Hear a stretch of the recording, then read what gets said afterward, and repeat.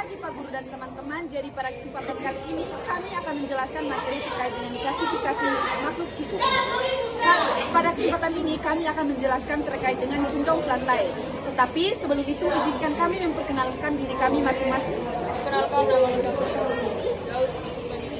Perkenalkan, nama saya Alberta Akhirina Hidup, biasa dipanggil Faye. Perkenalkan, nama saya Alfredo Mahaniswa Susu, bisa dipanggil Morel. Perkenalkan, nama saya Clementin Talia Malok, biasa disapa Talia. Perkenalkan, nama saya Yosafat bisa dipanggil Diri.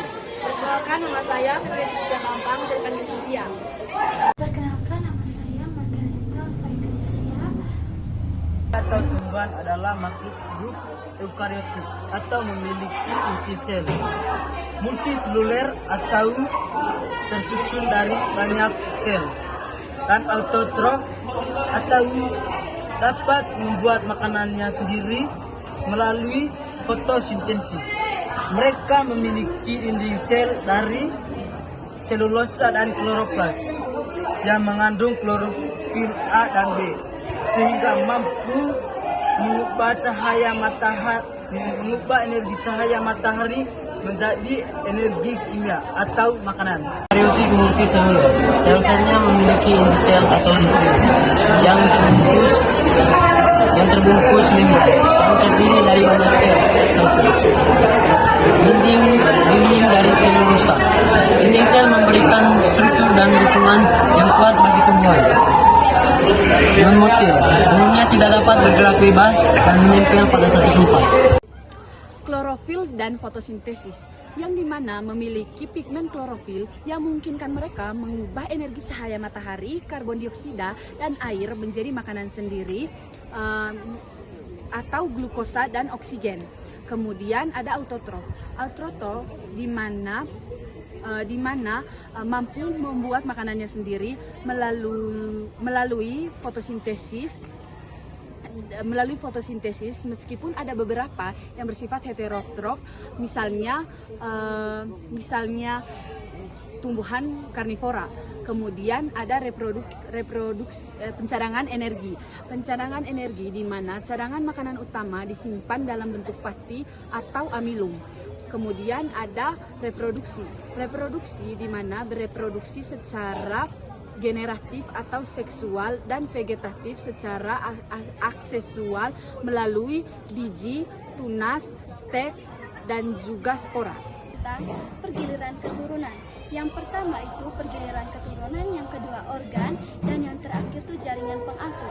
Pada pergiliran keturunan, siklus hidupnya itu memiliki pergantian antara fase haploid dan fase diploid.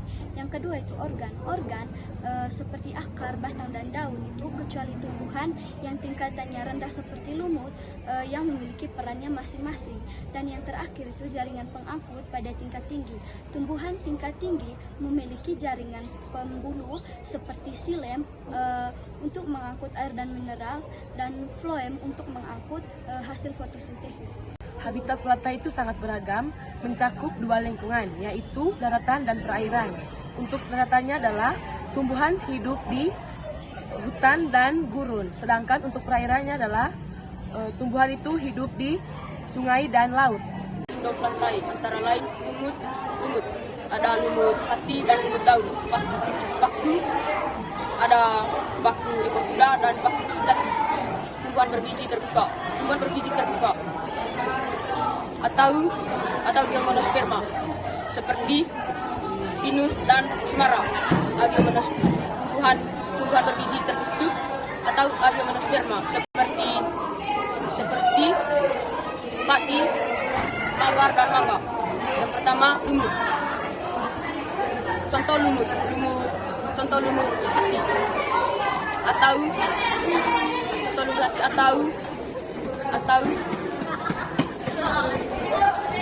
atau Margiophyta. Lumut daun atau Funaria plain. Itu lumut tanduk atau Antokros. Karakteristik tumbuhan yang paling sederhana, yang perlu memiliki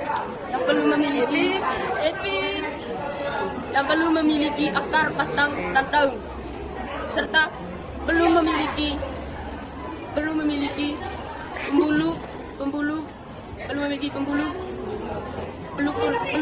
pembuluh pengangkut atau silum dan flow. Tumbuhan paku dari Lopita, contoh Selaginella atau paku kawat, Quiseptum atau paku ekor kuda, dan Telis atau paku sejati. Karakteristik memiliki akar, batang, dan daun sejati serta sudah memiliki pembuluh pengangkut. 3. Tumbuhan berbiji terbuka, Gymnos Permae, contoh Pinus, cemara, dan melinjo. Karakteristik bijinya tidak terbungkus oleh daun buah, biasanya terletak pada daun biji yang tersusun dalam strobilus atau kerucut. 4. Tumbuhan berbiji tertutup atau Angios Permae, contoh mawar, melati, padi, mangga, anggrek, dan jagung.